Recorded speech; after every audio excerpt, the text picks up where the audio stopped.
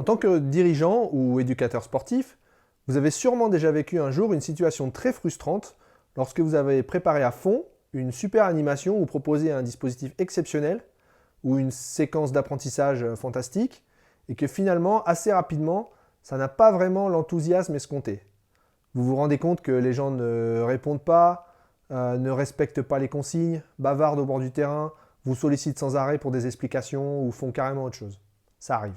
Ce qu'on a du mal à voir dans ces moments-là, c'est que cette situation est souvent provoquée par de multiples incompréhensions entre vous et les adhérents.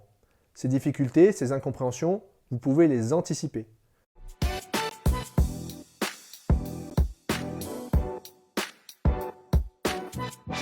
À vouloir aller à l'essentiel, on peut oublier que certaines personnes ont besoin de plus de temps pour apprendre, plus précisément pour digérer l'apprentissage, mais aussi les émotions qu'ils viennent de vivre. Il est donc important de bien expliciter vos consignes et vos attentes pour éviter les incompréhensions. Parce que nous avons l'expérience du jeu, tout nous semble assez clair. Mais de son côté, le novice ne comprend pas toujours l'objectif du geste ou le sens de l'élément tactique que l'on travaille. Et un adhérent qui ne comprend pas s'ennuie et finit fatalement par s'occuper à autre chose. La première chose à faire quand vous préparez une séance, mais aussi même lorsque vous leur envoyez un mail, j'y reviendrai longuement après, c'est bien entendu d'anticiper les incompréhensions en se mettant à la place des adhérents, parfois novices. Pour ça, réfléchissez bien à tout ce qu'ils doivent savoir et savoir faire avant de réaliser ce que vous leur demandez.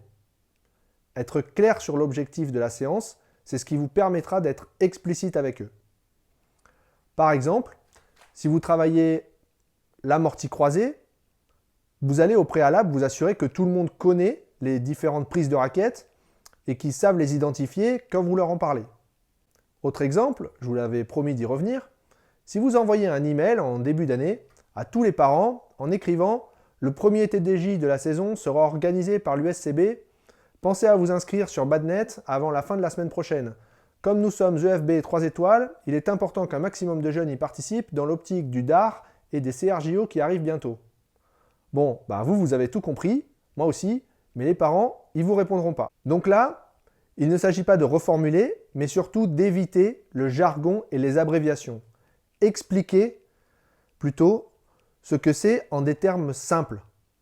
Car même si vous remplacez TDJ par Trophée départemental jeune, les parents ne comprendront pas tellement mieux.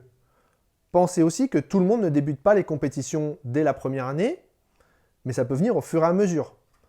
Donc, n'utilisez jamais d'abréviation si vous vous adressez à des gens qui ne maîtrisent pas forcément le jargon. Oui, je sais, je vous demande des choses compliquées.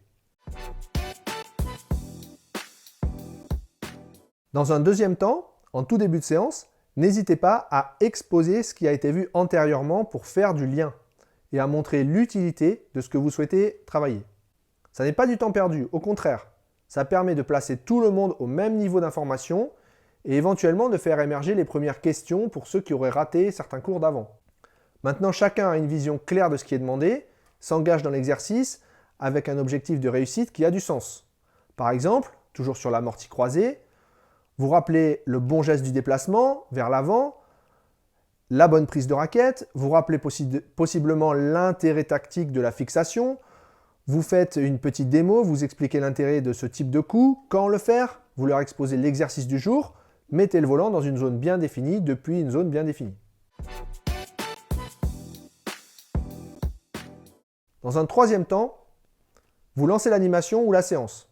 Si certains n'ont toujours pas compris ce qu'il y a à faire ni comment le faire, ils vont nécessairement faire autre chose. Donc là encore, prenez le temps de vous assurer que la consigne est bien comprise par tous ou bien interrompez la séance. Vous pouvez par exemple demander à ce que quelqu'un fasse une démonstration ou lui demander de reformuler la consigne. Reformulez, restez vigilant et à l'écoute.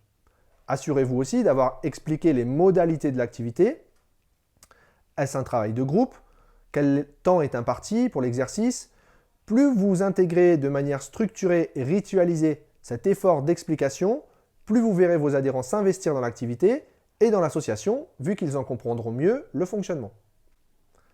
Restez surtout bien à l'écoute. Le temps d'écoute est souvent ce qui fera la différence en matière de fidélisation pour les personnes qui ne sont pas totalement à l'aise avec l'activité. Rappelez-vous que sans attention, le pratiquant ne prend pas de plaisir et le plaisir est le premier moteur de l'envie. Alors bien sûr, essayez de commencer par l'anticipation.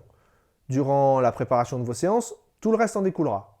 Si ça vous paraît trop difficile et que vous pensez que ça va vous prendre trop de temps et d'énergie, dites-vous qu'une fois que vous serez habitué et en aurez perçu les bénéfices, ça finira par devenir un réflexe.